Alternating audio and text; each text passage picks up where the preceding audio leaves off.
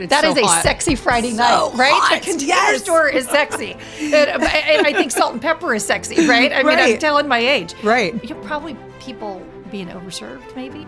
Right. That's a big thing that Right? happens. That's a big one. That's true. I love that you brought that up because I think sometimes we can become so self-conscious about it. And, we tell ourselves all these things. I'm not good at this, or my house isn't perfect, or I'm not ready to do this. And it's really about letting go of all of that and not being so hard on ourselves. Would you agree? Paint your front door color. That's what I would do. Like, let people know. And that's what I really want to do here on the Iconic Midlife. I want people to be open about this because nobody ever gave us a handbook about midlife and like all the changes in our bodies. And, men are not going through the same things that we're going through. So it's hard. I can't really talk to my husband about that. But I think that if you just get it into something you understand and comprehend and things that you use and get rid of the rest, the dust collectors, you're going to feel great and you're going to be more organized than you think. Okay, midlife icons, if your idea of hosting a party is panic washing dishes and hiding the chaos in a laundry basket, then this episode is for you. Today, I'm joined by the fabulous Lora Peterson, entertaining expert, lifestyle genius, and the woman who can even turn a chaotic Tuesday into a champagne moment. We're talking stress-free hosting, creating spaces that feel like you, and why midlife is the perfect time to ditch perfection and throw parties that are full of soul, not just centerpieces. And don't forget, follow the Iconic Midlife on Apple Podcasts, Spotify, or wherever you get your shows. And catch the full episode on YouTube tomorrow. Oh, and follow us on social media at The Iconic Midlife. And you can also follow me at Red Carpet Roxy for more unapologetic midlife goodness. So grab your mocktail, cocktail, or whatever helps you survive guests, and let's get into it. Welcome to the Iconic Midlife, Laura. All about it. Look at your shoes. Oh my gosh, thank you. How lucky is your husband you're still wearing shoes like that? I mean, the only Honestly. reason why I wear these is they're actually comfortable. Wow. There is like padding in Well, them. you have good shoes too. Thank you good feet. so much. Oh my gosh, you're very You sweet. have model feet. Oh my I gosh, know. no, not even. Look at yours. You're No. I like, have bunions. So you Oh. have little tiny feet. oh my gosh. My feet were not that size in 5th grade. I They love were it. bigger than that in 5th grade. I love it, but look, Yeah. you get all that great height, like which I'm so jealous of because everything looks like a clothes hanger on you. You're so funny. It does. Oh my gosh, you can wear anything, Funny, and anything. yet I have no clothes. Yes, China. It's like, which sweater today, China? The blue one or the purple one? You're not I here for love the it. fashion. I You're love not it. here for the fashion. That's a different influencer. Oh my Not gosh. at all. Oh my gosh, no, you look great. And I love that when you walked in, we were immediately, it was like girlfriends, just Yes. totally hitting it off. We have so many things in common. We've got kids, dogs, and husbands, which are like big babies that have just are tall, Yeah. Kid number 4. Kid number 4. Well, in my case, Scooter's a little shorter than me. We've got the, which is fine. Which is so funny because I don't see him like that. But people often mention that. They're like, "How tall are you?" Because I mean, they're assuming Scooter's like 6'1" and I'm Right. 6'4". Right? They're envisioning the alien from Sigourney Weaver and the Alien because they're like, "Well, you're really big." It's like, oh. No, you've got the height. Like, I'm actually very jealous because You're so clothes look amazing on you, so cute. Absolutely. Can I just have some of your, give me some of your legs? Yes. I think this is it for me. The 5'10", which I know sounds aspirational, it's really not. Because when you're shopping for clothes, that's why you're not here for the fashion. Because it's not easy. It's not. I know that sounds crazy. The world was not made for my foot size, or my height. So, but grateful for it. It's like, I'll take it. Too tall to be a rockette, I think. Are the rockettes 5'8.5" or something? Actually, I think you could be Right? a rockette. Yeah. I didn't you make too. the cutoff for a flight attendant, so that was good. Oh, good. Because I wasn't too tall to be a flight attendant, but the Rockettes, I think I'm a no-go on that. Oh my gosh, that's so funny. Well, I've been deep diving on your Instagram. I'm obsessed, by the way. Guys, you need to follow her at Lorified. It's so good. I was going through all of your hacks. You've got a hack for everything from travel to entertaining to lifestyle. So where do you get all your inspiration from? Well, I'm the baby of 9. My mom was the baby of 10. So I think there's just a lot of generational, when you're in that position in a family, there's a lot of watching. The rest of life happened. So she had the position to watch her mom raise all those kids. She brings that to the mix. I watch my mom spinning all the plates, doing all the things, career woman, all these kids, husband, da da da da. And so, and then bring it into the modern world where raising kids, I think, is a little bit more difficult with all the pulls at them these days. It just wasn't possible to make it happen. It's like you have to hack it some way you can't do everything grandiose. You got to dial it down to simplicity. How do we still feed these guys? How do we get laundry done? How do we get this done and still have time for ourselves? But not doing a great job at that. I'm going to be honest. I'll be the first to admit it. Something is not getting my attention, right? If you see me excelling at something, that means something else isn't getting the attention it probably should. But I find these little hacks help you do things a little bit quicker. So used to be a correspondent for CBS News. So really good at research. I'm an excellent researcher. So I can find that recipe that was handy in the 1920s. Let's try it again. Maybe it's applicable today. And so it's just kind of like that, trial and error. And I didn't really realize I was doing this. But my oldest daughter, who's now 32, so keep in mind I've been raising kids for 32 years. And my youngest is 15. By the time it's said and done, I will have been raising kids for 38 years. Which I'm here to tell you right now, I don't think God intended any of us to have kids in the house for 32 years straight. I'm just going to put it out there. Right. I think 18 was probably a good number. Right. So she's really the one during COVID who said, I think you should hop on social media and start doing the weird stuff you do around the house. I was like, what are you talking about? And I didn't realize I was doing anything different or weird. But she hadn't had home ec. Her generation was that no home ec, really no skills at all in the home front. Like, how do we even get the lights on an apartment? They don't know, right? Our generation, and I'm a couple semesters ahead of you, sister. I know. You are I'm a lot of semesters ahead of you. But, I am right there, though. I am right there. But we had home ec. We had some life skills coming out of school. She and her contemporaries didn't. So her name's Betsy. I call her Kid One. And her best friend, Anitza, said, we need you to show us how to do stuff. And I'm like, what are you talking about? Like, boil an egg. And I'm like, everyone knows how to boil an egg. They're like, we don't know how to boil an egg. And I'm being a little bit, right, that's probably, I'm sure they knew how to boil an egg. But pretty close, pretty close. Life skills. And that's kind of how it started. I kind of started doing it for Kid One and her friends to get those tips, like home ec on the internet. And I was like, nobody's going to watch. She's good. Mom, people are going to watch because people need to know how to do this. And I was like, really? Do they really? And she's like, I think people, she goes, I need it. And so I put like little cookbooks together for them, like just lifing, like how do you make a smoothie? Like little things that you and I totally take for granted because we've been raising kids. But if you haven't raised kids and you're trying to adult, you do wonder, what do I buy at the grocery store? When do I buy it? What do I stock up on? What can I freeze? What can I leave in the pantry? So that's a long-winded answer. But yeah, kind of started because a Kid One and her girlfriend. And they were like, I remember doing gingerbread houses one Christmas, and we'd each done our own gingerbread house. And Anitza is at our house all the time. We call her Kid 1.5, 1.5. 1.5. Kid 1.5. Yeah. And we did gingerbread houses, and they all did these houses. And then my gingerbread house was the Barbie dream house. And they were like, of course it is. It's been Lorified. I'm like, what? And so they started calling things that I did Lorified. And that's how it happened. That's where the name came from. That's where it came from those two. Okay, well, you sound very organized on top of it. Do you think that if you want to be able to like kind of master the home domain and like be a great entertainer, that you have to be really organized? I think organizing helps in the sense of make sure you have things you're using. I think when you bring in a lot of clutter and your space isn't organized, that's where the conundrum of choice comes in. I'm a big believer in the conundrum of choice. I think that's why home designers have such a great business going, because you go in to get a faucet and you've got 2,000. They come to you and go, here are your 3. Right? So I think if you can make your home like that, like bring it down to those choices, you'll be a better entertainer, whether you know how to cook or not. Just dial down. I call it the curated kitchen. Okay. I have curated my kitchen down a lot. I don't have every trinket out there.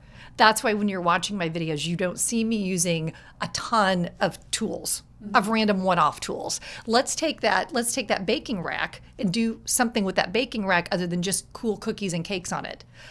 So that one item can serve a lot of purposes. So I think when you start doing it that way, it's kind of like your wardrobe. And trust me, as we've established, I'm not here to give fashion advice. But I find that I wear the same items over and over. Okay. Over and over. And I think most people do too. You're going to grab those workhorses. You know they work well. Kind of the same for your kitchen. When you're going to entertain, don't have 6 options on your cheese platters. Get a couple cheese boards that you like. You know how the cheese goes on those. Make it easy. Right? So I think that's where the organizational part comes in. The more you have, the more difficult it's going to be.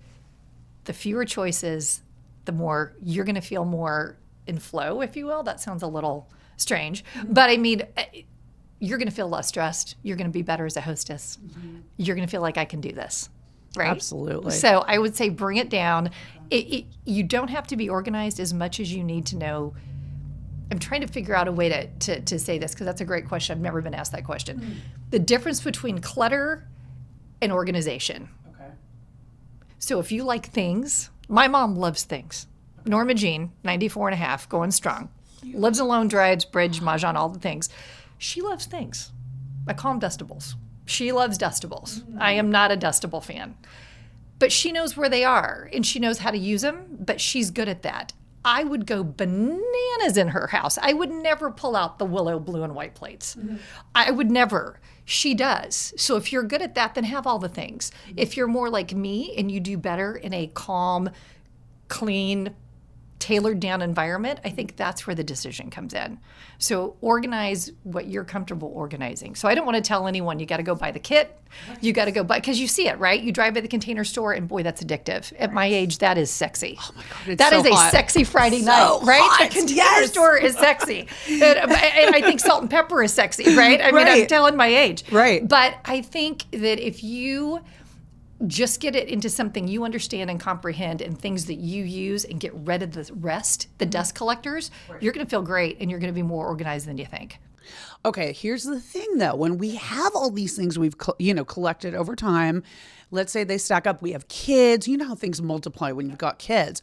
Where do you even start to declutter to get to that place? Like, do you have like 3 tips, like where you should start to be like, okay, I'm going to tackle 1, 2, 3 and get my home ready for like doing entertaining and all the great things? Well, first of all, let me just say Scooter would, and I feel strongly about this, and he's going to shoot me when I say this, would be on the show Hoarders had he not married me, had he not found me. Okay.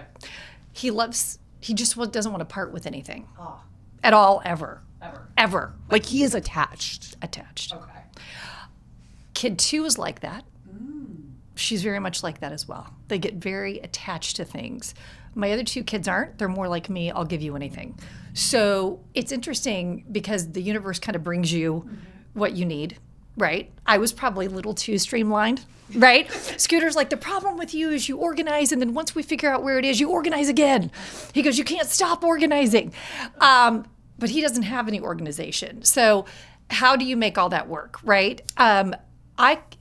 I'm lucky because I'll give you, if you said you like this sweater, I'd be like, you know what, if it's your size, let's figure this out after the taping, right? I'll give it. It's like, because I'm not attached to things, but some people are, and I understand that. I'm married to someone who's very attached to things, I guess, which is good for marriage, right? Because he's probably not getting rid of me. He doesn't like getting rid of anything. So honestly, I mean, you might want to marry someone who's attached to things because they get attached to you too. Right. So my number one thing is white plates. Okay. Number one takeaway, get rid of all the fancy plates. I mean, we all have them, right? Because you and I, or at least me again, much older than you, but would register for plates. Yes, the wedding china. We had to have it. Right. Had to have it. Had to have the silverware, the china, the glassware, one big earthquake, and boom, right? So here in where we live. So it's kind of like you learn very quickly, those things are very replaceable. White plates are the best thing you can do in your kitchen. Go get yourself some white plates, and you can get them anywhere. Amazon, Target, Walmart, they are not a heavy lift. Get a bunch of white plates and start using those. If you are bringing home takeout, if you are bringing home McDonald's, stick that on a plate before you sit down at the table with your kids. I don't even care what you're eating. I'm not here to tell you you've got to buy organic and you've got to cook from scratch. That is not the world I get to live in, right? I don't know if I'll ever be living in that world with the kids and dogs and traveling husband, but I think white plates automatically make you feel like something special is happening. Like elevated a bit, right? Yeah. You're Okay. sitting down at the table on a plate that has some substance, right? So it's about the energy you're bringing to that table. So you can serve whatever you want to your guests when they come over. Just pull out your white plates.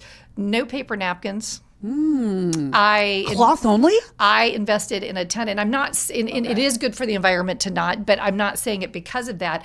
That also, to me, elevates the meal. So I went when we were on a trip abroad, I ran into these French kitchen towels that the lady was basically giving away, like in a street market.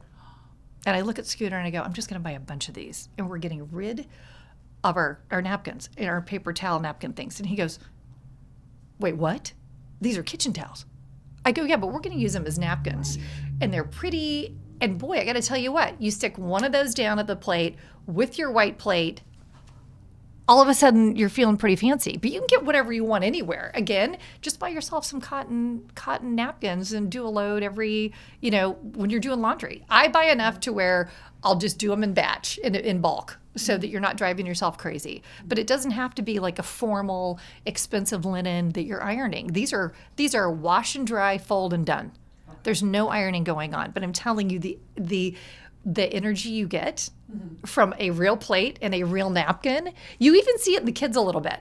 Like, this is a moment. So those are two big takeaways when you're entertaining, I think, that are kind of huge. I like those a lot. Those are easy to do. Obviously, nice glasses. I invested in some nice coffee cups. All my other coffee cups are the photo ones you get at Walgreens, and you give them to your spouse at Christmas, right? So we've got like 50 of those.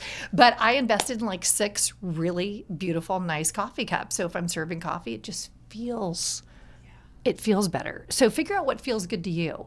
Not everybody needs a fancy coffee cup, but maybe your thing is an iced latte. Go buy yourself some really nice glasses for that. You can get the stuff at IKEA. Right. These are not expensive. Don't be tied to those, because we all have this in our head. Well, if I'm not pulling the china out, it's not really an event. Just remove that pressure from yourself. Okay. Just get rid of the paper plates and the paper napkins. I mean, you'll be shocked at how that feels in your kitchen. Right, absolutely. So what do you think is the most underestimated, whether it be like a scent or, furniture or, flowers? What is the most underestimated thing that you think can create such a great vibe in your home? Well, it's going to be different for everyone, but I would have to say scent is a big deal. So, but I'm not a candle person. So I do a lot of simmer pots. Oh, So we're that's- letting it go on the stove. Or I have a little mini crock pot, which is even easier. You don't have to worry about it catching on fire or burning away. Yeah. So I just stick the old fruit in that. Oranges that are going bad, half-eaten apples, whatever. You can stick it all in there with a little bit of vanilla. So scent is huge. I think scent is a really big one. I love flowers. I'm a big fan of one color at a time on the flowers. Great. Go to Trader Joe's. That's like if you go into any fancy hotel anywhere in the world, Four Seasons in Paris. Let's just start there. This is where it dawned on me. Every flower in the lobby matched. Different flowers, but same color. And I was like, wait, something's happening here. So then I started paying attention to that everywhere we went. Like if you go someplace to have tea, you're like, okay, all the flowers are matching. So one color flowers, whatever that is, Roxy. If you like pink, white, red, green, buy a whole bunch of different ones in that colorway and make yourself a bouquet. It's going to feel fancy and elevated and very affordable. Yeah. So you could, easy. It's easy, right? It's just one color. You walk in there and they have these pre-made bouquets and there's so much happening. Right. And they never look right when I get them home. Okay. And I trim them down and put them in the vase, right? Don't you struggle? You're like, why did those look so good? Right. And you're like, what's happening? It's like they look jinky now in my house. So I found if I pick up 3 different varieties of all white, I tend to do a lot of white, stick them together. They look fantastic. I know fancy. that sounds Yes. crazy. No. So you've got the simmer pot going and all white, all pink, all whatever bouquet or whatever. I think those things are huge. And don't underestimate a clean sink. a sink without any dishes at all. Okay. If we have guests coming over, I stick stuff in the dishwasher that probably doesn't even belong in the dishwasher, knowing I'm not going to be running the dishwasher. I will be opening it and I will be pulling that out. Mm-hmm. But like I might even like the last minute, if there's a wooden cutting board that you're not going to put in there, I'll stick it in the dishwasher just to get it out of the way. Clean your sink. It's amazing what kind of energy you can get from a clean sink. Wow, that's a great tip. Yes, a clean sink. Yes. And then music-wise, I used to struggle with this. Like, what do we listen to? What works for everyone? And I always put on, whether you listen to Amazon, Spotify, doesn't really matter. Everyone's going to have an option called Pink Martini. Okay. Are you familiar with those guys? No. Okay, Pink Martini. But it's a genre, it's a group, but if you search Pink Martini Radio, that's fantastic for entertaining. Turn on Pink Martini in the background. Very simple, right? I mean, it's super simple. I've not done any heavy lifting. I have not gone out and bought a special tablecloth. Nothing. And it's just what was there already. It's what was there, other than the flowers, which you would probably want to buy anyway, right? So that's an easy way to make a space look special, super quick. Okay, so how do you create, once like the guests have arrived and everyone's sitting for the dinner party, how do you create warmth, like, and conversation and kind of, that vibe so they're really at ease? Oh, another thing, when we're talking about the guests, make place cards. I don't know why place cards make things feel fancy, don't they? They do. When you go to an event and there's a place card, you're like, wow, there's a place card. Like they've given this thought. Right? It's thoughtful. So here's another little tip. You can go on Amazon or you go to Staples. You can buy place cards. Actually, Michael's has this in the bridal section of the craft store. You can print your own place cards. You can get a whole packet for like nothing. It's going to be place cards for like many, many dinner parties. Get on your computer, download the little template, and print these place cards. Do a really pretty font. Took you 2 seconds, and people show up and go, wow, look at those place cards. I mean, these are all low lift, easy. You can do them today, and everyone feels just better. So just before you worry about setting the mood or the conversation, who do you have sitting next to who? Yes, that's a big thing. And what about significant others or spouses? Do you usually separate them? Or I do boy girl. Oh, okay. I do boy girl. I know all girls, all guys are a big deal. I usually do boy girl. That way the whole table's talking to each other. Now, if it's massive, which I don't know how many people are holding massive sit-down events at their house, then you might consider doing the separation because nobody can really talk over each other. But if we're talking 6 people, 6-8 people, I do boy girl to get everybody included. We do a lot of trivia. Do you? Do a lot of trivia. And okay, so you believe in the game. I love it. And I love it. And we also do a lot of the holiday crackers, the English crackers, out of season. Turns out you can get those all year round in different colorways and everything because those are fantastic. You've had those, right? Yes, you pop those open. Pop them, Girl, they come with a trivia question. They come with charades. They come with whatever. And whether you make it to the charades and the singing or whatever, or humming the song, everyone's got a trivia question. Oh, that's so great. That really gets like everyone excited and having fun. And it's easy. And you're not sitting there going as a hostess like, what am I supposed to be doing? And it's wild. People will end up being like, oh my gosh, I'll charade that with you. Like people that don't even know each other. So I do a lot of holiday crackers out of season. I know. Little crazy. Yeah. Place cards and holiday crackers, and you've got yourself a party. Oh, see, that's so good. Okay, what is the craziest thing that's ever happened at one of your parties that you've hosted? That's a good question. The craziest thing. I would love to tell you I have some really good stories, and I don't. I don't have one where anyone, probably people being overserved, maybe. Right. That's a big thing that happens. Right? That's a big one. Yeah, you're having a good time and having you just a good keep time, going. Right? And are they overserved or are they having a good time? Right? So it's like, I don't. That's also a fine line. So I don't know, right? I don't know. We did have a husband and wife get into a fight once at the table. Really? Yeah, little, Oh, wow. Yeah, a little row. They didn't make it. They didn't make it. So the little moments like that, but really, honestly, pretty, maybe our friends are just not that exciting. But yeah, but nothing too crazy. Nothing too crazy. I mean, we had a gal help us loading the dishwasher once. This is back when the stemmed wine glasses are in vogue. And she put them in the top and she shut it and all the stems just sheared off the ring. That's So that happened to the didn't best happen of at us. the table, but it's like, honestly, you learn at that moment, okay, note to self, the stemless wine glasses, again, you can get them at Walmart. Right. And so, but yeah, so nothing too crazy. What about you? So I think for me, probably people being overserved and like dancing on the tabletop. No. That's always, yeah.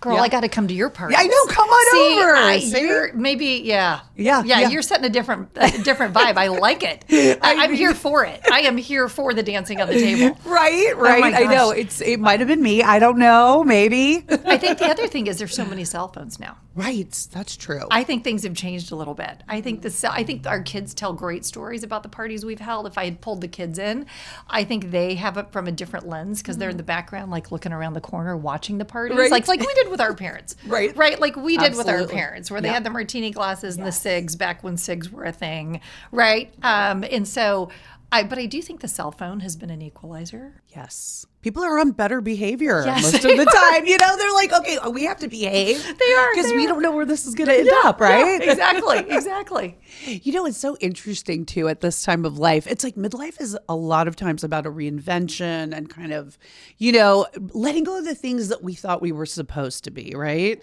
And being truly who we are. So how do we reflect that in our homes and when we entertain?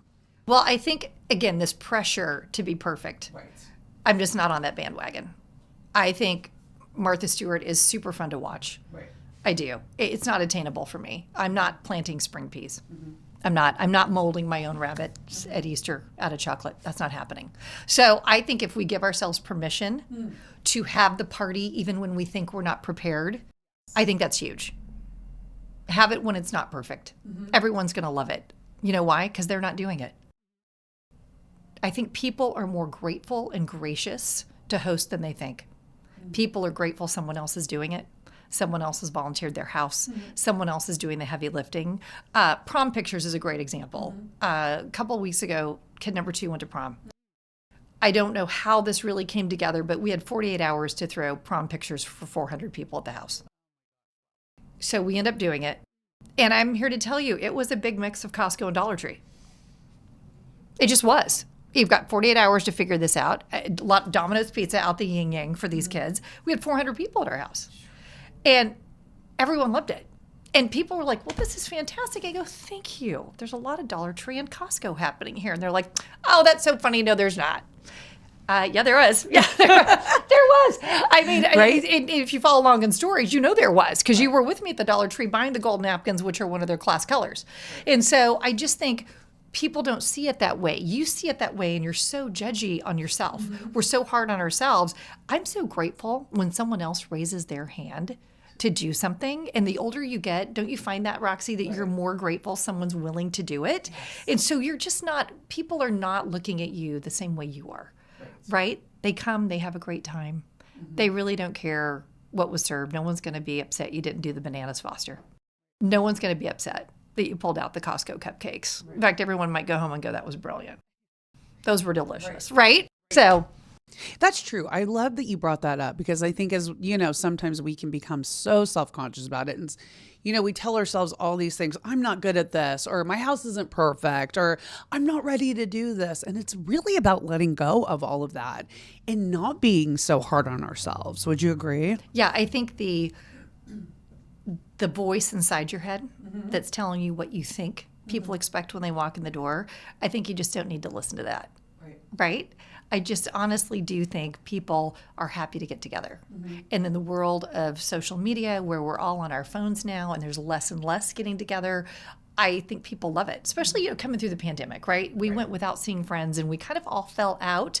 Remember, for the longest time following COVID, for lots of reasons, it's taken a while to get back into that entertaining vibe, hasn't it? Have you noticed that a little bit? Absolutely. And I just think that the expectations before COVID and the expectations after COVID are vastly different. And I think it's easier now to throw something at the last minute and people show up and are happy. Before, there might have been more pressure, but it's just do it. Just have it. Even if you're not ready, just go ahead and have it. People are going to be way more gracious than you think. Absolutely. Yeah, for sure. And especially at this point in our lives when we're trying to kind of redecorate and change things up a bit, what is a common mistake that you see people make and how can they change that? Especially in midlife, it's like there's a lot of changes going on and it's kind of like, maybe you want to change this room up or, do this and that. And what are some mistakes that you see people make that you think you have a better solution to? Well, that's funny. My husband would say, don't listen to her. They always do, don't they? Right, they do. Don't spend any money. Right. Pencils down. Oh, good. I'm glad Right? you hear Don't that on spend the any daily. money. Okay, good. And he's pretty lucky because I don't spend a lot of money. Right. And where I am shopping, he's even luckier. He just doesn't know, right? He doesn't know what he doesn't know. Right. I think that I'm still a fan of the basics. Okay. I'm still a fan of clean lines. Mm-hmm. But this is such a... If you ask my mom if she was sitting here, she'd give you a different answer. I am somebody who doesn't, like I mentioned before, I don't like clutter. So I like clean colors. Almost every wall in my house is white, right? Because that gives you a nice palette in my mind. In my mind, that feels good. In my mind, I prioritize clean and calm with peace versus lots going on. But whatever, in the older I've gotten, the better I've gotten about just being okay with that. Before I used to be like, gosh, why don't I have a cute little vignette over here? Why don't I have this all decorated with tchotchkes? And why isn't this looking like it did at Splunky Doodah's house? Right. Because I don't like it. It looks great at her house and it feels good at her house and it felt great at my mom's house or whatever, but I like things cleaner. I think if you just bring it down to clean, and I would strip everything out of a room that you want to improve. Okay. Strip it out and then start adding things back in before you go out and buy more things. I think people are overwhelmed with things, to be honest. I think there can be, and the older we get, now I understand people giving stuff away. The older they get, they don't care. The way you and I used to shop 20 years ago, I guarantee you we're shopping different now, right? Well, first of all, we used to have time. Right. We used to have life minutes to be cute and do all the things. Right. I mean, girl, you're still wearing the shoes. Oh my gosh. You're still wearing the shoes and your husband is super lucky. Yeah, I mean, your husband's super lucky. But I think the pressure on all of that, like your space here is beautiful. I love what you've done here. This is amazing. But you came in with a clean slate. Only bring in what you love. That's really the answer. Bring in what you love. And I'm not trying to go Marie Kondo on you and make you hold it. And do you feel all the things? Feel all the things. I don't know. Yeah, I tried. I'm like, girl, what am I supposed to feel? I don't know what I'm supposed to feel. And so that was not working for me. Although I think she's darling. And that would actually be very fun to meet her and have her explain it a little bit better. Right. I'm not that in touch with, my houseplants. But I think that if you love it and it brings you joy, then let's keep it. But I would get rid of most of it. I would dial it back instead of bringing it in and changing that space. Right. Instead of bringing more pillows, instead of bringing another throw, and who doesn't like walking through Home Goods with a latte? I'm here for it. I love it. I know. It's true. I love it. But, it's true. And it's fun. But boy, you leave there and you're like, oh, yes. Did I need the 100 hair ties in the glass thing that I really shouldn't display in the bathroom? I should not. But it's the same thing when you go to Target too. Same thing. It is. You just walk out of there and you're like, why did I do this? Like, why? Yeah. And so I've gotten much better about that. Okay. Much better. So I think remove versus add and see how you feel. Because I do think things don't let you think clearly. The more you have around you, I think it just makes it more cluttered. And I feel like in midlife, I want more calm. I don't know about you, but I'm done. I love my kids, but I'm just done. I like totally. I love them. Bye. I love them, and I don't know as an adult because I had Betsy at 22. I don't know what it's like to have free will. I've been raising kids that long, and you're probably at the point where you don't remember free will, right? Because really, our lives and jobs right now are to keep people alive, right? Keep them alive, get them to 18. I mean, the age is probably higher now, right? We got to get them higher now than 18. But our parents only had till 18. They lucked out, right? They were like, oh gosh, we got you to college. See you, right? Now we're tethered electronically. Hey, what did I order at CPK? Or kid 2 will be like, hey, I'm here. What do I eat here? Like, okay, sis, you eat, right? We never got to do that to our parents, right? No. So I'm looking for calm. And I think if your house is calm, your space is calm, your kitchen counters are clear. Like, what do you have on those kitchen counters? Right. all the tchotchkes from Home Goods? I mean, why? Why? Yes, and are why? we using them? No. And then you have to dust them. Right. The cleaning. The cleaning. The It's cleaning. just It's one like more you thing get to rid clean. of stuff. You don't have to clean it, sis. That's the other thing I got down to. I was like, these counters are way easier to wipe down when I got nothing on them. It's right? just a quick wipe. It's And easy. I know. And my kids will say, why don't we have more things? Do they say that? Yes, because Oh my gosh. we saved the house we're in now. Okay. It went through a huge remodel. We now know why it was on the market and didn't sell for 4 years, but we saved it. We're good. Okay. And literally, kid two, I'm going to bring her up again. God bless her. She's like, when are we going to finish decorating? It's like, oh, girl, I think we're done. Like, what do you mean? And she's like, we're done? And I was like, she's like Scooter. They like things, right? And she's like, what do you mean? I go to other people's houses. They have way more stuff. Where's all of our stuff? I said, well, when we moved out to remodel, I got rid of a lot of it. And I decided not to bring it back because guess who was cleaning it? Right. You're looking at her, right? It's like, who was keeping track of this stuff, right? And so I think it just felt better. It felt better. And I was like, you've got your room, and her room looks vastly different than the rest of the house. Right. She's got her things, and she can have them in that room. Right. Yeah, but it's like, I think my biggest decorating tip is get rid of something. Okay. And I'm not a decorator. Right? But I think that feels better. That feels better, right? What about you? So I do feel a good sense when I let go of things that are not necessary or not serving us in some way.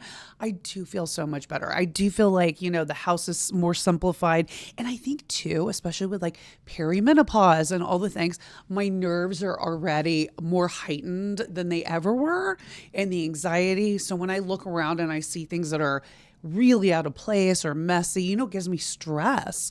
So I would agree with that. I would say letting go of just things that are hanging around that are unnecessary, but also like making the space comfortable too, with our dogs and our kids, and, just making it feel like home, like a place, like you're saying, to like go and de-stress, not add to the chaos, I think the little plants, the herb plants from Trader Joe's, are incredibly underestimated. Oh, by yourself, the ones right at the front, right? Buy yourself 2 or 3 of those in the produce section. Okay. So I've always usually got basil going, definitely basil, mint, and rosemary or whatever. Okay. You can pick up whatever you want, whatever your combo is. They're sitting right there by the sink, and I'm so happy with those 3 little plants. I know that sounds crazy, but you got something living, right? And you're using them.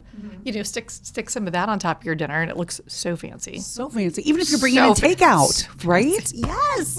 You just cut up a little basil, and all of a sudden it looks like you did something, right? With a little flaky sea salt and balsamic vinegar, and all of a sudden everyone's like, oh my God, what is happening? Yeah. And you're like, well, it's just pizza. Right. Pizza from down the street. But I think things like that, those are useful. I am about having useful things in your kitchen. Anything that can help you, then that makes you feel good, let's do both. But I don't want something to dust. I don't want just an object sitting there just for fun.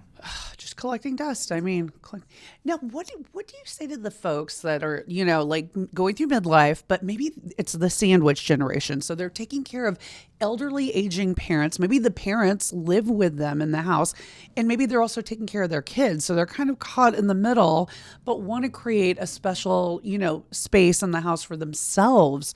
What do you say to them? Like, how do they still kind of have their own identity in the house with all of these other people around? First of all, I think that's incredibly hard. So let's just start there. As someone who hasn't been able to live alone for 32 years and counting. Not that I'm looking to live alone. Scooter, don't get stressed. I'm not looking to live alone when kid 3's gone to college. But I think my family hears me say this all the time, and they can't stand it. But I tell them the kitchen's my office. The kitchen's my office. So you're in my office right now. I don't come into yours. I don't go to Scooter's office and run around and leave messes. So I think pick that space in the house where you can do that. So if it isn't the kitchen for you, where is your office? Is it your bedroom? Is it your bathroom? And make that your space. Now obviously unfortunately my space is incredibly shared. The most trafficked part of the house, period. But they understand it's mine.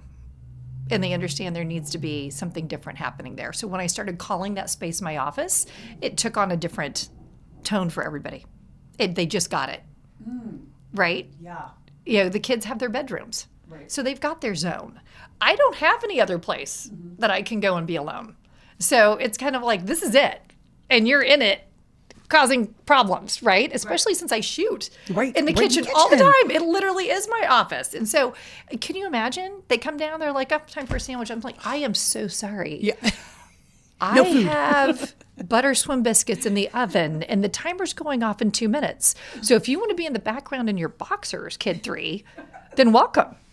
That might help the views. Yes. But I go, again, this is my office. You guys need to kind of respect that. So I say pick a spot where you can call that your space. And once you kind of set the tone and call it whatever you want, it doesn't have to be office. You can call it whatever you want.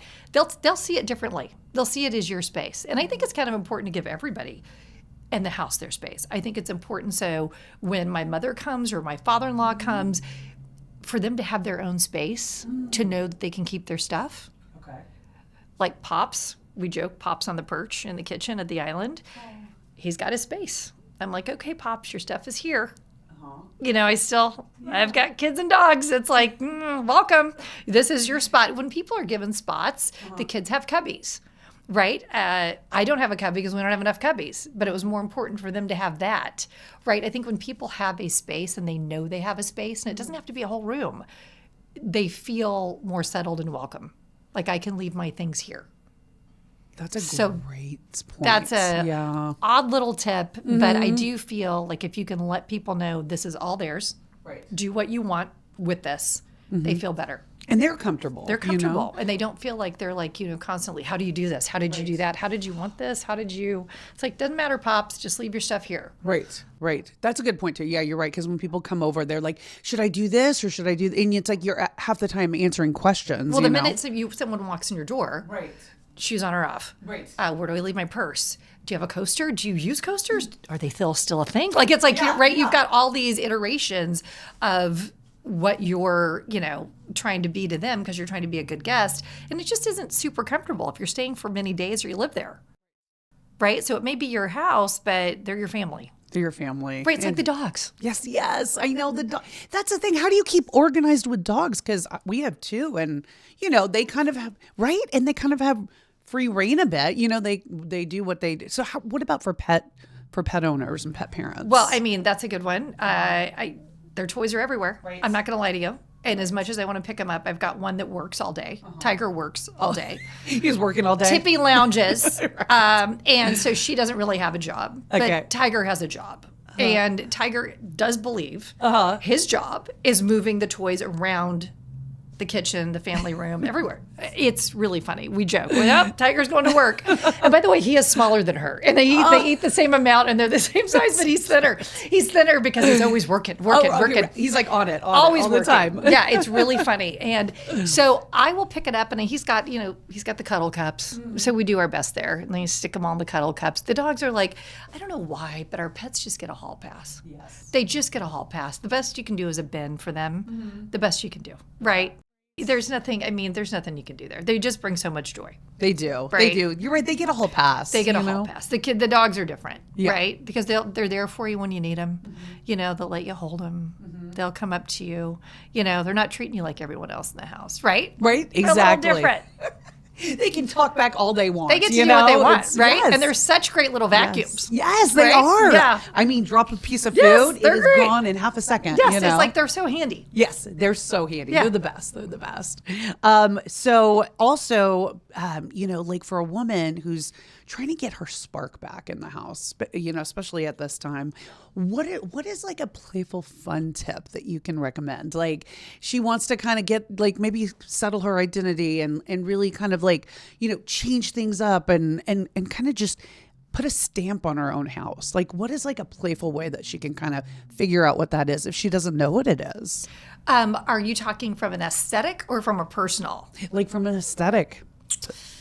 Paint your front door a color. Okay. That's what I would do. Okay. Like let people know. Okay. Like, okay, I'm here.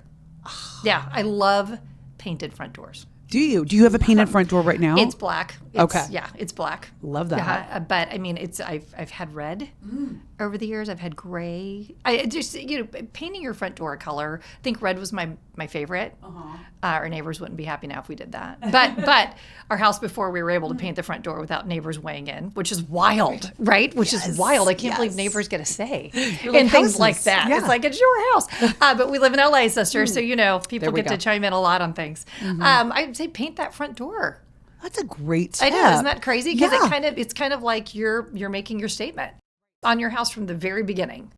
Like a red front door, I've seen the most darling pink front doors. But whatever you want, whatever if your partner's spouse is okay with it, Scooter doesn't care. I could paint our entire house inside, outside pink. He wouldn't know till the bill came. He does not care. I'm very, very lucky. He just cares about the bottom line. He just cares about the bottom line. So I would say that's a good one. And if you can, light fixtures are underestimated. Get online, look at Home Depot. These do not have to be expensive. There's some amazing lighting fixtures. If you want to update your space, change out your lighting fixtures. That's a good point. Yeah, because that is an easy, quick fix. Get an electrician over there. Get on TaskRabbit or whatever, get someone come over, license, change out those light fixtures. I found the cutest light fixtures at IKEA. I know. Really? People walk in and go, "Where's that from?" Right. Like, It looks so nice. It's from IKEA. You know what I mean? But you're like, it should be like, "It's from IKEA, girl." Right. And they're like, "What?" Yeah. Yeah. So light fixtures are huge. Paint your front door, stick a fun little light fixture over your kitchen table or in your, entryway. And you're not breaking the bank on that, which is No, nice. these are nothing I do breaks the bank. Okay. The Scooter wouldn't be married to me if he did. Yeah, he's alligator arms. We Okay, joke about that. He's like, I can't reach my pocket to get to the checkbook. Or, And so we call him T-Rex arms. Oh my God. And so but it's great because I think we're a good match in that sense because I'm very budget. Yeah, I love a good dupe. I mean, I do. Why not? I do. I love it. As you know, I love a good copycat. Yes. Big fan. Big So, fan. all of these amazing hacks and dupes, we're in the summer travel season right now. We're like at the height of it. So what are 3 great travel hacks you have for people that are, traveling this summer? I would say ask for a corner room. That is as far as hotels go, whether you're driving or flying, you want a corner room. That's going to Does it cost anything to do that? No. Okay. No more to get a corner room. Just call ahead. Call ahead and make friends with the person at the front desk. So when you call, you usually go to a reservation bank. Right. And it could be somebody anywhere. Get to that hotel. Look up that hotel's number directly and call the front desk direct. Make friends with someone. Email the concierge if they've got one. Make friends with somebody on the ground. They're going to help you. They're going to help you get stuff for free. And you don't even know it. Yeah. And then give them a little tip when you get there. Right. It's amazing what just a little tip will get you. I think that's massive when you are traveling. And ask for a corner room. And they may upgrade you anyway, but that corner room is big because it's going to give you more space. It doesn't cost them any more. Right? So I just think that's a fantastic one. My packing hack, I'd be crazy if I didn't tell you about that, where I take the sweater hanger. Yeah, big fan. I know since that's been out, there's a lot of suitcases out there. The problem with those, they are stuck in place and that's not amenable to moving it around. My sweater hanger's what, $12? $15, and it fits in any suitcase I own. It's not a special suitcase. I can put it in the carry-on. I can put it in the checked bag. I think it's great. Better than packing cubes. Very easy. I just used it last week when we were on spring break. Sweater hangers. I've got underwear, workout gear. Put it in the suitcase. Get to the hotel. Hang it up. That gave Scooter all of the drawers. Oh, that's a great tip because you don't need the drawers after that. Well, you don't need the drawers, and I'm a germphobe. Oh yeah. You never know what's going on in there. I'm like, we were at a hotel once and I opened the drawers and there were dirty sheets in the drawers. It was like a party had just been thrown. And I was like, wow. Okay. Yeah. Where's the nearest Dollar Tree? Where can I go get some cleaning supplies? And I'm like, this is crazy. I'm at a hotel and I'm about to clean a hotel. And we've all seen the gals cleaning the rooms, right? On when they get there. It's like, I get it. I get it. So it's like, keep your stuff nice and neat and germ-free. Keep it in your own little device. So I would say that's another great little tip. Okay. And I think when you are at the airport, I'm a big fan of getting there a little early. I know. Okay. People aren't. So, like how much? That's how not early? That's not really a great hack, right. But I think it's underestimated because airports are a mess these days. In the summer, they're horrible. And nobody's on their best behavior. Nobody likes going through TSA. God bless them. They honestly, they're the most patient people in the world. Because they've had people screaming at them all day. But when you're traveling with a bunch of kids like we do, it's a lot. And the stress of that last minute getting there and things, if you don't give yourself time and things don't go right, you're going to start that trip off on a really bad foot. Who hasn't stepped on an airplane fighting? Right? It is the absolute worst, right? Because travel brings out, they always say if you're in a new relationship, travel with someone. Right? Or you've even got girlfriends you know you can travel with, and girlfriends you know you can't travel with. It's the same thing. So just there's nothing, that is one of the greatest luxuries out there, time. Time is the most coveted luxury, period, of our day and age. It isn't money. People think it's money. It's really time. So if you give yourself that when you're traveling, that'll set the tone for your trip, and I think that's hugely helpful. Another huge, I've got so many tips that would bore you to tears, like putting your shoes in shower caps. Go get a bunch of shower caps. Get on Amazon or go to the Dollar Tree and put them on the bottom of your shoes. That way you can see what shoes are what. I know there's a lot of fancy linen bags out there, but I don't know what that is. I don't know what that shoe is in that bag. And then you got to open them all up. The clear ones, it's so much easier. So stick a shower cap. And they're reusable. You can use them again. They're reusable. Use a little pill holder for your earrings and necklaces. Oh, wait, for necklaces. Okay, so for necklaces, so they straw. I put it through, if it's a long one, I'll put it through a straw and clasp it so it doesn't get all tangled. But like for earrings, like the earrings you've got on, just stick them in a pill container. Again, you can pick that up at the Dollar Tree, Walmart, Target, whatever, and use that because it's way easier. Some of these jewelry things are a little complicated, right? Well, and they're big. Right. They're big. They're cumbersome. You want to just get it down to like just really, streamlining it so you're not packing so much and it's not so heavy. If you've got any sort of opened container, open it and stick a piece of plastic on top and then close it again. Okay. That way it's not going to pop open. Obviously stick it in a plastic baggie, but if you do that extra layer, and if you have like toiletries, like you and I probably travel with the same patterns, that round cotton swab on top of that compact to keep it in place. So if you drop it, that'll keep it from busting. Oh, that's a good one too. Because I feel like I open up my makeup bag and things have exploded, things are broken, it's all the things. Yeah. And then I would do these little travel washcloths. They look like candies. I love them. I can't live without them. They are biodegradable, so don't worry about it for the environment. They are 100% cotton. Get them on Amazon. They're micro, and that way you go to the hotel you're at, because don't you feel bad about taking your makeup off on a white washcloth, right? I don't even use a white washcloth to take my makeup off at home. Right. So I use these little guys, the little travel ones. They're fantastic. Oh, that's great. I could go on and on and on, sis. Yes, no, I've got a whole section on my website for travel hacks and tips. I just feel bad because I could be here all day, so you're going to have to stop me. No. This is great. Now, are you a fan of because I know some people, they only take a carry-on bag when they travel. Now, do you do checked and carry-on, or can you fit everything into your carry-on? It depends on the length of the trip and what's happening. Okay. So if it's 3 days and under, I can do a carry-on. If it's over than that, I'm checking. Yeah, and I'm hoping for the best. I stick the air tag in it, and I track my luggage. Oh, that's good to have the air tag. Yeah, just stick the air tag, and it's so handy. Yeah. And it's actually kind of fun. And the kids like keeping track. They're like, "Wow, we made it all the way home once." And they're like, "Oh, your bag is still in Maui." We made it all the way home and the bag was still in Maui. But there's some comfort in knowing where your bag is. Right. So even if it's lost, you kind of have you feel like you have some control. Big fan of the air tags. And they're a low lift. I mean, they're like, $25 if you buy them in a pack. It seems like a lot, but boy, it's worth it if your bag is lost. That's a good thing too. I heard people also take those same air tags. Of course, you can reuse them. They stick them in their kids' shoes when they go to Disneyland. Yes. So in case the kids wander off, you can immediately track your child too, Put them in your purse. Right. Yes, right. Put them everywhere. I love them. They're fantastic. Okay. So that's a low lift thing that makes a huge difference. Because you know what, for that 1 in a million time your bag is lost. Honestly, we hear this all the time, but bags aren't really lost that often when you think about the volume.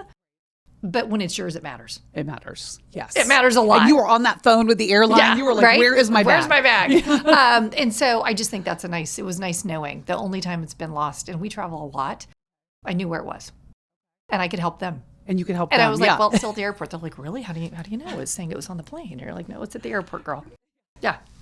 So how are you living life iconically right now? Oh my gosh, you're so funny, sis. I don't have time for living life iconically. If I could get my hair washed, that I know. That's like if I shave my legs and wash my hair in the same day, That's huge. that's an iconic day. And that never happens. Like if that's a same day situation for the zone I'm in life, I call it the frantic years. I'm in the frantic years. And I won't always be in them. But once I kind of rejiggered that in my mind, it took pressure off and it made me feel a lot better and less hard on myself. I am in the frantic years. That's just where I'm at. My kids are teens. Oh, my kids are teens. My husband travels, like he's not even home right now. Dogs are aging. It's just all of the things. And once you realize, wow, that's just where I'm at. I'm not always going to be here.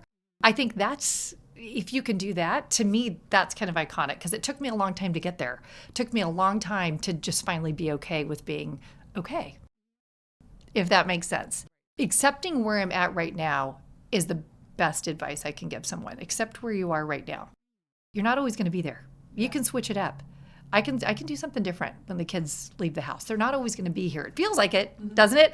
Feels like the kids are always going to be here. But I think that's probably the best advice. I mean, I'm the worst at making time for myself. I wish I had some great tips to tell you, but I feel like, I work full time like you do. It's like if you're working full time and you've got kids and things to keep alive, it's really hard to find that time for yourself. Mm-hmm. Absolutely, it is. It's so hard. Time management, even. Time management is ridiculous. Yes.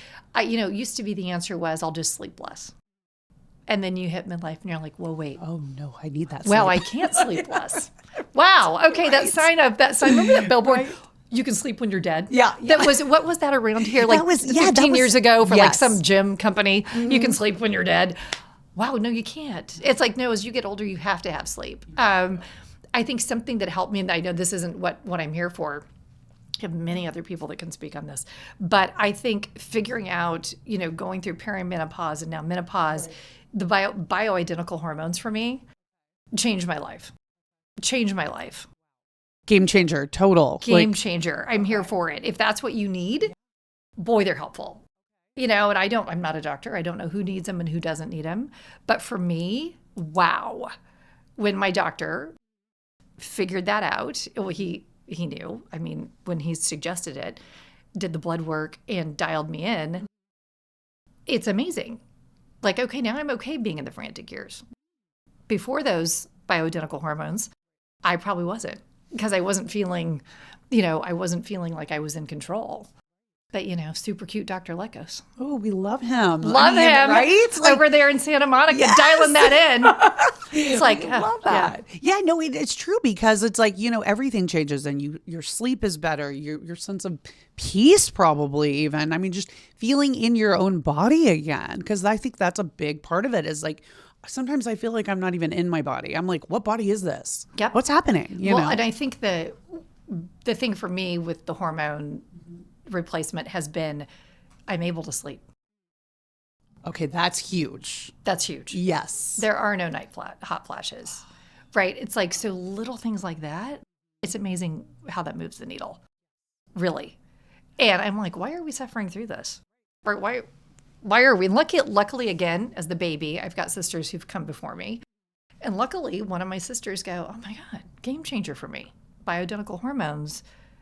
She goes, I truly believe they've saved my mind type of thing. And I'm like, why are we not talking about this?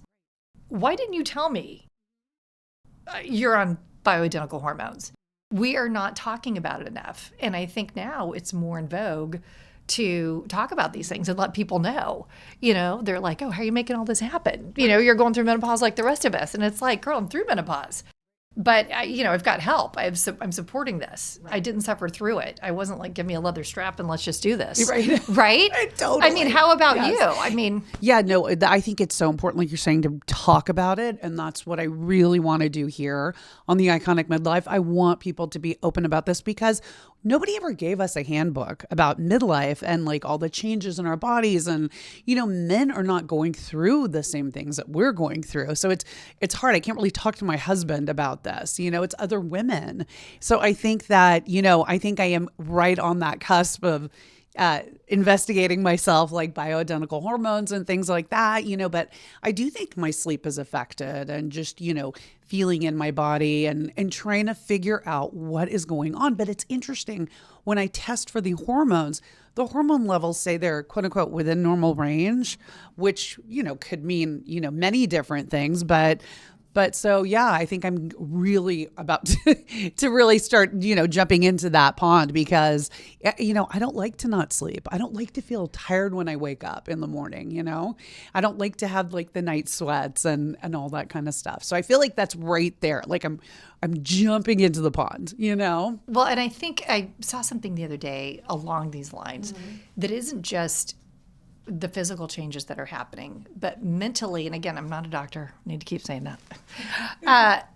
But you watch it, you listen to something, or you read something, you're like, oh, I figured it all out. But this really resonated with me, and I actually shared it in stories, that there was this doctor talking about how as women get older, their mental capacity for flex changes. You're younger, you're more pliable, and I'm bringing this down to brass tacks. I'm probably butchering this, but I'm just going to give you the idea, because I thought it was fascinating. And it made tons of sense. We get married, we have those kids, lots of flexibility. We're just more amenable. We're more amenable. The older we get, the less amenable we are. The more we're like, no, I'm important. What are my needs? Right. What do I want right now? Divorce rates start climbing. Because guess what? You're like, wait, the husband's like, wait, well, how come you're not so, amenable anymore? Why aren't we doing everything I want to do? Right. What? Oh, wait, what? You've got a voice now, you're right. And so I am definitely, I'll raise my hand and tell you, I'm the first one to be there. I am the first one to be there. I used to have way more patience. I have none now, Roxy. I'm going to be honest. I have no patience. I feel it. I feel it. And all my years of news didn't help, because there's nothing, it's nothing like a deadline, right? So I don't have any patience anymore. And I thought that was really good to know and understand about ourselves, that as we are getting older, and again, there's a bell curve, and maybe someone will always be amenable. But I do think knowing that about ourselves, that we have to figure out a way, again, going back to calling the kitchen my office. I wouldn't have had the courage to do that 15 years ago. I'd have been like, oh, no, please, the people pleaser. How do I, let you guys all come in here and make my place a mess, even though I'm trying to work in here? It's like the older you get, you're finding your voice. And that's what's happening right now, right? We're finding our voice. We're finding our second act, our third act, whatever that is. Whatever that act is, it doesn't mean that you're taking on a career. Right? Your act can be something completely different, whatever that is to you, but it's a fun time, because we're finally almost free in a way.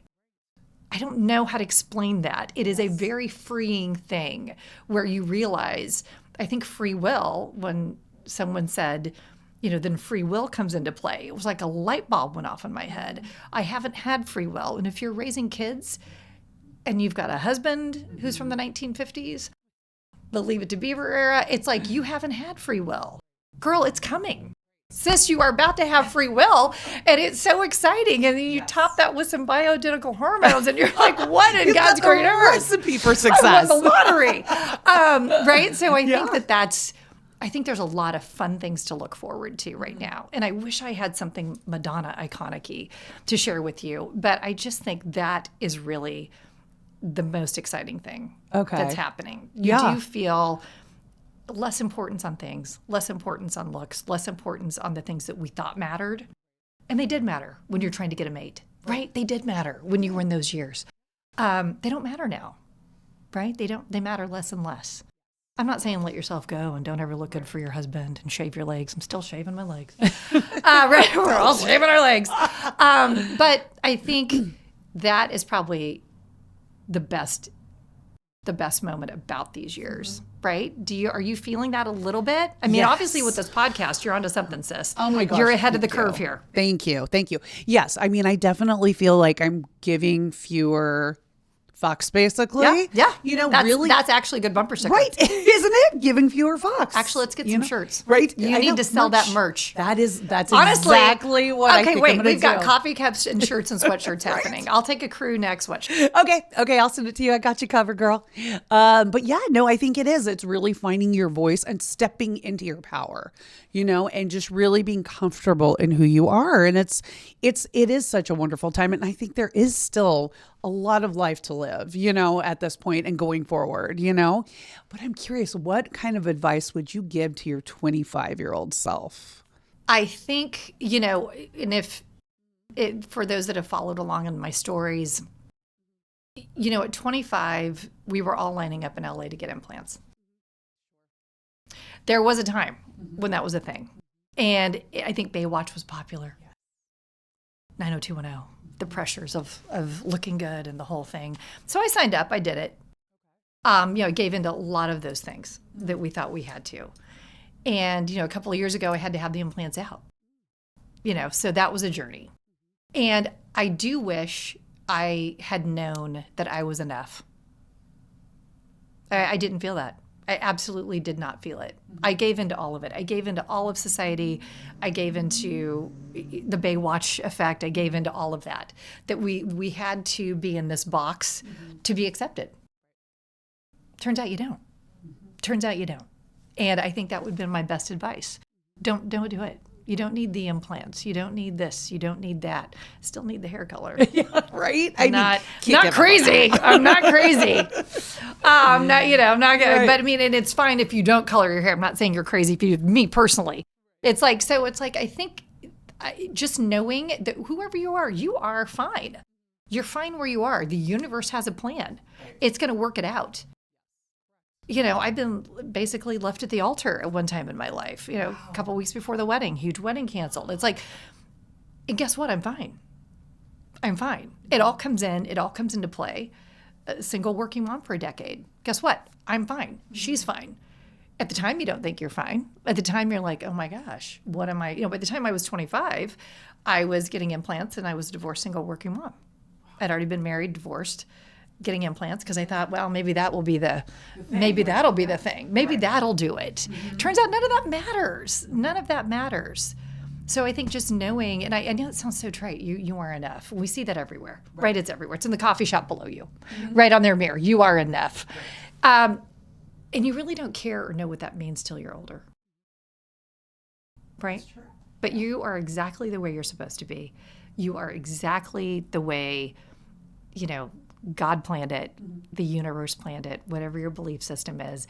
You're here the way you're supposed to be here, having the experience you're supposed to have. I got that memo super late. But so you got it. Finally got it. I'm grateful for it. Mm-hmm. And I just think if we could get that younger, and I do feel like the younger generations get it. I see them differently. I see them looking at themselves differently. I love it. I love them accepting themselves where they are. I think that's fantastic. You and I didn't have that. And I think unless you live it, you don't know. Right? You don't know what that pressure was like. No, you don't. Back in the day. It was huge. Was it not huge? It was huge. Because we were right on that. We were right before the social media explosion and all the things. And, we didn't have places to look to find inspirational, helpful, even like a meme that you come across on Instagram or what have you, or like one of your videos, one of your posts, or, all these different tools that this younger generation has. We were kind of left to fend for ourselves and listen to what, or know what we already knew. And it's just kind of like, that is exciting for this new generation. And we didn't see anybody like us. We only saw the stars. And the supermodels. There were no regular people on magazines. And when I say regular people that, remember, we had Christy Brinkley and Cheryl Tiegs. Again, I'm older than you. No, but it's true. But everyone was perfection all the time. Anything we saw was perfection. And it was very difficult. And I do love that all of my kids are not getting fed that. Right. So I will say I'm here to back social media on the fact that there's a lot of everyone on there. And I love it. I love it. I love all the colors and shapes and sizes of absolutely everything. Wear whatever you want. Be whoever you want to be. Just be you. Just be you. Whatever that looks like. When you and I were growing up, there was a conformity going on. And if you weren't conforming to it, well, what was the message? Well, I'm not worthy. I'm not enough. I'm definitely not getting married. Who would want that? I'm out here being myself. What? Nobody wants a quirky chick running through Target. Right. Who's going to marry that girl? Uh-huh. Right? I mean, even now, Scooter, God bless him, and I do love him. Even now, Scooter will be like, I saw your story. You were on there like that, right? I'm like, dude, yes. Yeah. I do know. And guess what? Everyone else was too. Right. When I called her, she had the same thing going on. She was in her pajamas too. Totally. But it's funny, he still has that, right? See? Mm-hmm. You know, because it's so ingrained in us. So ingrained. And we do it to our daughters too. Right, We do right. it to our daughters too. We Right? do. We still do. Are you wearing Yes. that? Is that what you're wearing? Right. I did it to Jack last week. Are you wearing that on the plane? He goes, have you seen what people wear on the plane? I go, oh, I guess. He goes, I don't have pajamas on. There will be people on our flight in pajamas. And I was like, that's a good point. Carry on. You don't have pajamas on. Excellent. But there it was. There was 94-year-old Norma Jean. Why isn't your lipstick on? There she was. And I love my mom. But born in 1930, the world was vastly different to her. Totally different. Right? Yeah. And so I just think, you know, being able to pass that on to the kids is a gift. It's a gift. Be you. Yes. 25-year-old Roxy and Laura. Yes. Just be who you are. Who cares? Your people are going to find you. And we are enough. Yes, we are enough. Right? Yes. As we are. And the universe is going to bring you together. Like you and I here today. We met for the first time today. It's like this is supposed to be. Right? We're just being ourselves. And we found each other. It's like, oh my gosh, we are friends. Yes, Like you can tell. yes. Like I see you when I saw you, I was like, oh my God, we're going to be friends. Oh my gosh, no, we're 100% going to be friends. So you're like my new favorite. I'm like, oh my gosh, he's so great, you know? So I think I love that. But before you leave, I would love to play a little game with you. Love it's games. called, okay, good. Love games. Good. I'm a gamer. Okay. It's called Would You Host It or Ghost It? Okay. Okay. Okay, I'm ready. Gosh, I love this. Okay, here we go. Number one, a 6-course dinner party for picky eaters. One's keto, one's raw vegan, and the other just doesn't do spices. Host it or ghost it? That's my family I'm hosting. Are they really? I don't do spice. Kid one, every other Thanksgiving will be vegan. Yep, I'm hosting. Hosting it. Okay, nice. A vision board brunch where everyone ends up crying, oversharing, and leaving their glue sticks behind. Host it or ghost it? Ghost it. Not your thing, huh? No, and I love people being themselves. Right. I do. Unless that's a super tight group that you know, I just always feel bad. I don't want anyone to leave something. I want people to leave things being happy. You come to Lorified, we're having fun. I'm here. You're giving me 40 seconds to a minute of your life. I want you to walk away smiling and learning something. That's me though. There's plenty of other outlets out there for other feelings. I want to be a place of happy. I want to be the happy zone. So that scares. Yeah, that's me. If I'm being honest, and I'm okay with tears. I am, Right. but I just think, oh, it's just a tough. Right. I think again, yes, I just said you should be who you should be. I don't want to host that. I want to, yeah. Have it be That's happy. more one-on-one. I want to do that one-on-one with people, right? Yes. I feel bad when it's hard to watch some of those reality shows. Yes, it's so hard. Oh it's my gosh. really hard. And you're just like, your heart's breaking. Yes. For these younger girls, right? And you're just like, oh, God bless them. You just want to hug them. You want to hug them. So I'd be hugging everybody. Yeah. Yeah. And making them feel better, right? And I'm here for you after, for sure. But now, is that awful? Would you host it or ghost that one? I would probably host it, but I think I would be affected. Like it would make me sad, but I mean, it's really hard, right? It's so hard because it's like, that's a good question, Roxy. Right? Okay. I can't wait to hear what everyone else says. I know. We'll have to make a Cardia poll. wants to host it. Totally. But if I'm being honest, I've already got enough crying in my own house. Totally. Enough glue sticks being left behind. Right. Yeah. Hosting Thanksgiving and being emotionally available to your relatives and in-laws. Host it or ghost it? Host it every year. Oh, wow. I host it every year. Okay. So in-laws are great. All the relatives, like everyone's cool. I thought you just asked if I was emotionally available to everybody. Totally. I think that's a different question. It's a different question. That's a different one. Do we want to back up and say no? Families are family. And it's so funny to me because it turns out the older you get, the more you realize everyone's got the same crazy family. We all do. We all think every family's got it figured out. All my kids do. All my kids are always looking to upgrade. All my kids are looking to upgrade to a different family, right? They don't. And the older they get, they're going to be like, oh, you know what? We're just like everyone else. We're our own wacky. right? We talk the same wackiness, right? It's whatever your language is in your family. I host it. I'm here for it. Okay, I'm here for it. Okay. Throwing a Let's Celebrate Nothing party on a random Tuesday with a full grazing table and themed cocktails and playlist. Oh, I'd host it. Oh, okay. I'd host it. I love a good party. Okay. I'm from a small town in Kansas. I'm from a college town in Kansas. Nothing really was going on, so we celebrated everything. Okay, that's We good. celebrated May Day. Okay, so like Tuesday, Wednesday, whenever. Yes. Saturday, love doesn't matter. There's nothing else going on. Okay, I love that. Okay, and last one, volunteering to host your kids' school fundraiser with all of the things, spreadsheets, wine, and some difficult other parents. Host it or ghost it? Ghosting. Okay. That's the one. Ghosting. That's the one. You're like, I've co-chaired the galas. I've been roped into all of that. Right. And yeah, no. Time has been served. Okay. Time has been served there. And I don't feel guilty about saying no. After 32 years, there's been a lot of, so I'm good. You have put your time in, lady. I know my strengths, sister. Yes. I know my strengths. And I love other people. Wonderful. Well, Lora, I am so excited that you came here at the Iconic Midlife. I cannot wait to share with the world all of the amazing tips and hacks and tricks and all of your insight from today. I wanted to also let everybody know where they can find you. So where is the best place to find you? It's Lorified, period, wherever you are. So Lora. Parents gave me that spelling. That turns out it's an old school spelling. Like when I was little, if you ran into an 85-year-old Laura, it was spelled like this. So here I am, LORAFIED, and we're everywhere. I have a website, lorified.com, but we're Instagram, TikTok, Facebook, Pinterest. What's Threads? Mm-hmm. Threads is the latest one. Wherever you are, we are. So whatever's most convenient. YouTube, we have a YouTube channel. So whatever's most convenient for you.